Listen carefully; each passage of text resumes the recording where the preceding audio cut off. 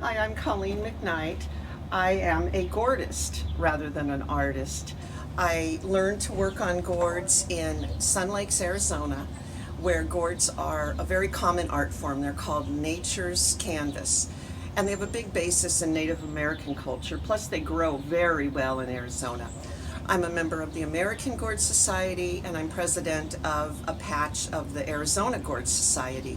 Any art that you can do it on a gourd, whether you like to draw or paint or weave or bead, embellish, cut, carve. Any art you do, the gourd can take advantage of that. So.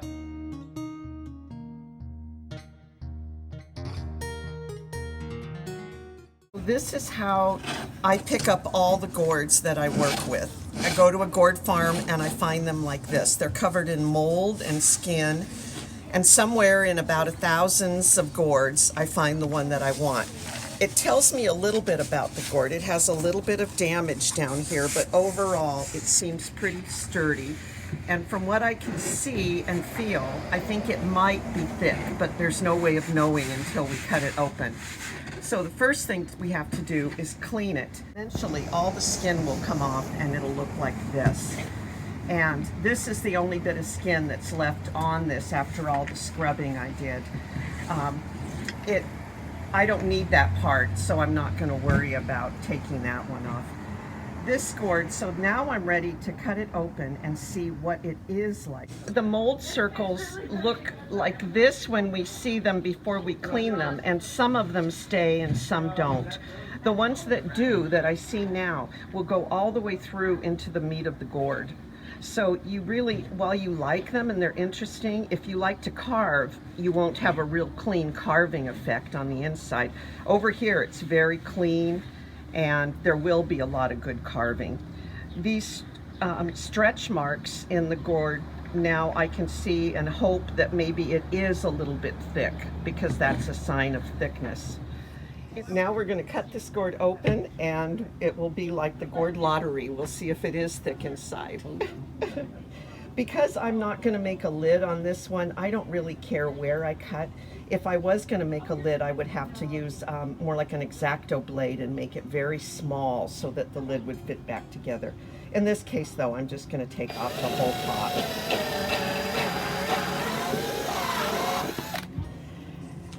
And I'm going to do that. Oh, it's looking good. I'm going to do that with my little jigsaw. I have a smaller jigsaw that I use for real tiny, delicate things.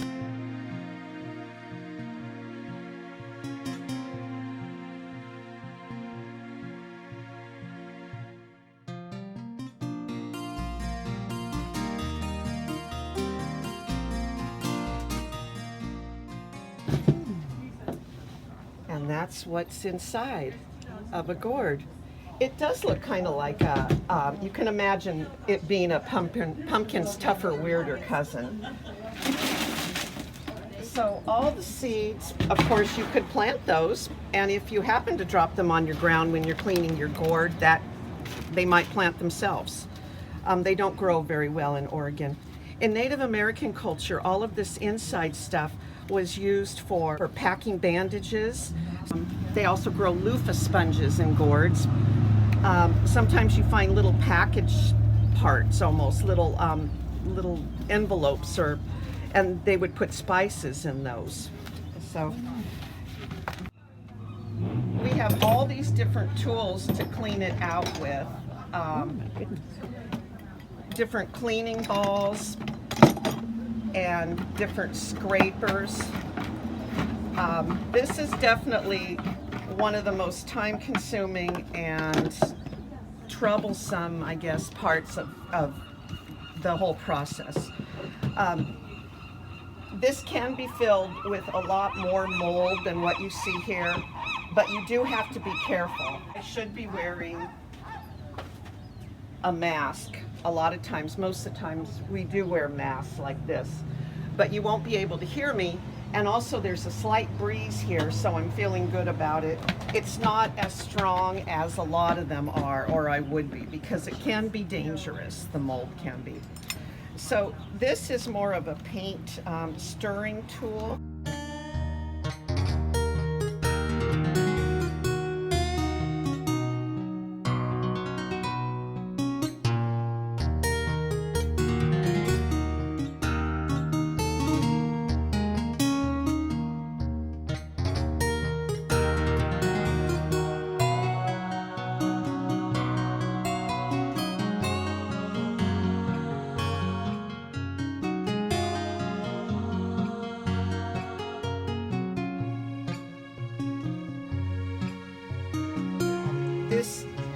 has kind of a mold in it, and it definitely, especially here in very humid Oregon, could definitely start to reactivate and become actual mold again.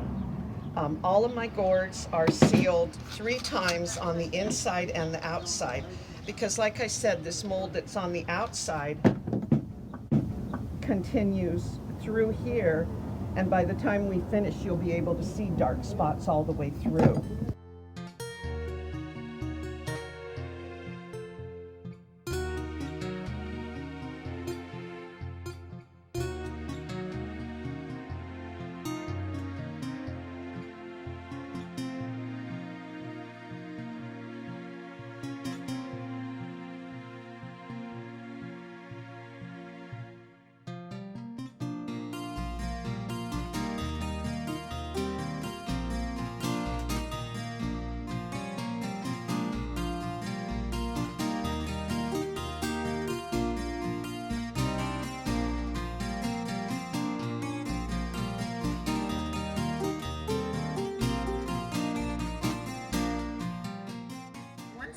I've got it opened and it's not cleaned yet, but it's cleaned enough to start designing it.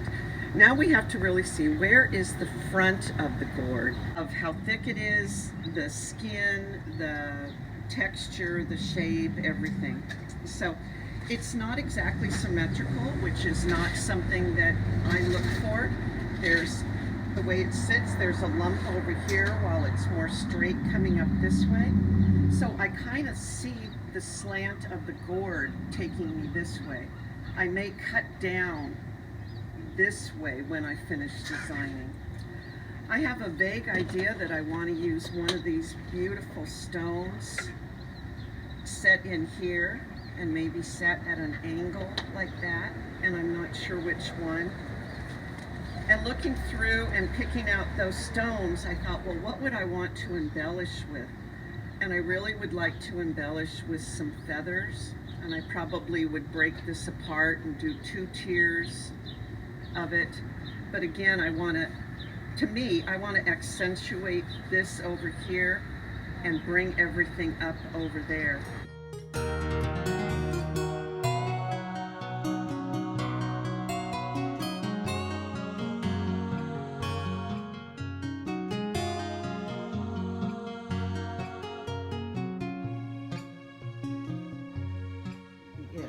I like the size of this one. What I have to look at now is where am I going to get it? Can you see that there's a space in between there of where it moves up, and how is it going to sit in here?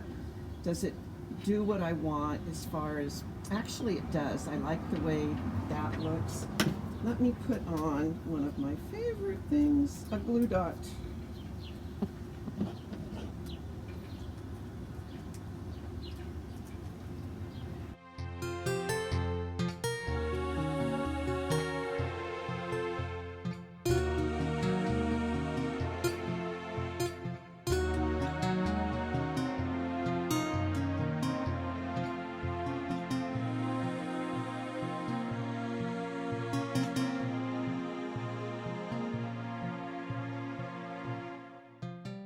Good. I do think I'll end up cutting down like this and bringing the feathers in like that. I think there's some really pretty things, and I don't want to make it match the stone, but I definitely want to accent the stone and have the stone accent the gourd. You can draw on these with colored pencil, with regular pencil, and you can erase it by first of all just scrubbing it again with water, but also baby wipes. We use a lot of baby wipes. I just like soapstone more because I can erase it with my hand as I go. So I think I want to maybe try that. This would be very dark, and I'm not sure where that's going to end back there yet. I think I want to bring this down into there,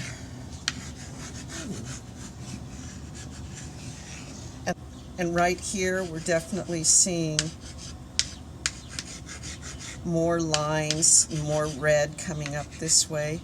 Right through here, there could definitely be some interesting carving.